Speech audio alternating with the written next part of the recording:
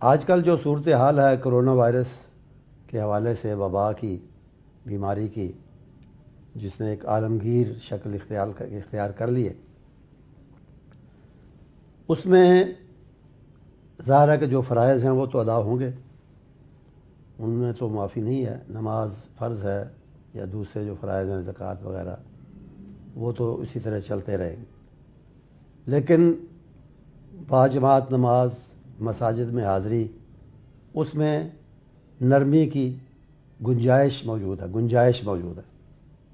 اور وہ نرمی کی بھی گئی. اور میں سمجھتا ہوں کہ زیادہ تر علماء کرام نے، اہل مساجد نے، اہل مدارس نے، اہل دین نے ان پابندیوں کا جو اس حوالے سے لگی تھی احترام کیا بڑی حد تک. اب مسئلہ یہ ہے، معاملہ یہ ہے کہ رمضان کا مبارک مہینہ آ رہا ہے، اللہ تعالیٰ سے برکتیں سمیٹنے کا، رحمتیں لینے کا، اور ان برکتوں اور رحمتوں کی ہمیں ہر وقت ضرورت ہے، اور خاص طور پہ ان ایام میں، بیماری اور وبا کے ان ایام میں، جب کہ ہر طرف ایک ہو کا عالم اور پریشانی ہے اور خوف ہے، تو ان میں اور بھی زیادہ ضرورت ہے کہ رمضان کی برکات سے امت اور پاکستانی قوم حتی الامکان محروم نہ رہے. تو اس سلسلے میں بعض علماء کرام نے رائے دی ہے کہ، اور مثال بھی دی ہے کہ اگر ان حالات میں چلیں، ہم نے پابندیوں کا احترام بھی کیا، ان کی ایک کسی حد تک تائید بھی کی، لیکن اگر اب نرمی شروع ہوئی ہے بعض سیکٹرز میں، بعض معاملات میں، مثلا یہ کہ کنسٹرکشن کا جو تعمیراتی جو انڈسٹری ہے وہ غالباً 14 اپریل سے کھل رہی ہے، بعض کارخانوں، فیکٹریوں کو کھولنے کے حوالے سے بھی اقدام یا غور و خوض ہو رہا ہے، اور امید ہے کہ وہ بھی کھلیں گی. اسی طرح مزدور پیشہ طبقہ، یا مثلا منڈیاں ہیں، سبزی منڈی ہے، فروٹ منڈی ہے اور غلہ منڈی ہے، اس کو تو بند نہیں کیا جا سکتا. لوگ اگر وبا سے خدا نخواستہ مرتے ہیں تو، اور اس کا اندیشہ ہے، تو اس کے ساتھ یہ بھی تو دیکھنا ہے کہ وہ بھوک سے نہ مریں. اسی حوالے سے ان کے لیے بھی نرمی کی گئی ہے اور مزید کی جا رہی ہے. تو اس حوالے سے علماء کا نقطہ نظر یہ سامنے آیا ہے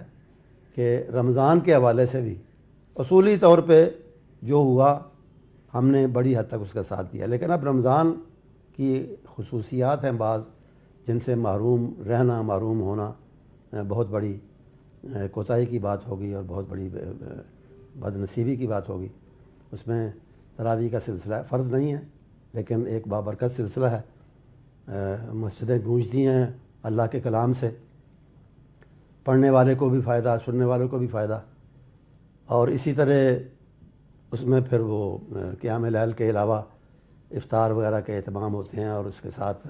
خاص طور پہ اعتکاف کا موسم آتا ہے آخری عشرے میں، تو اس سے پورا علاقہ جو ہے نا برکات سے مستفیض ہوتا ہے. اور میں سمجھتا ہوں کہ ان تمام برکات سے محروم حتی الامکان نہیں کرنا چاہیے، اور کوشش یہ کرنی چاہیے کہ جس طرح بعض سیکٹرز جن کا حوالہ دیا گیا، میں نے بھی دیا، بعض سیکٹرز کے لیے نرمی کی گئی ہے، تو یہ جو دینی سیکٹر ہے، مساجد کا جو مسئلہ ہے، اور رمضان کے حوالے سے بالخصوص جو مسئلہ ہے، اس میں بھی کچھ نرمی ہونی چاہیے. اور یہ جو ٹوٹل لاک ڈاؤن کی باتیں کی جا رہی ہیں بعض حلقوں میں کہ جی بالکل تراویح بند، اور رمضان میں بھی لوگوں کی آمد و رفت مسجد میں بند، اور عبادات محدود یا گھروں تک محدود، تو یہ اس پہ نظر ثانی بہت ضروری ہے اور ہونی چاہیے. اور ایسا سلسلہ ہونا چاہیے کہ امت اور پاکستانی قوم رمضان کی برکات سے کلی طور پہ محروم نہ رہے.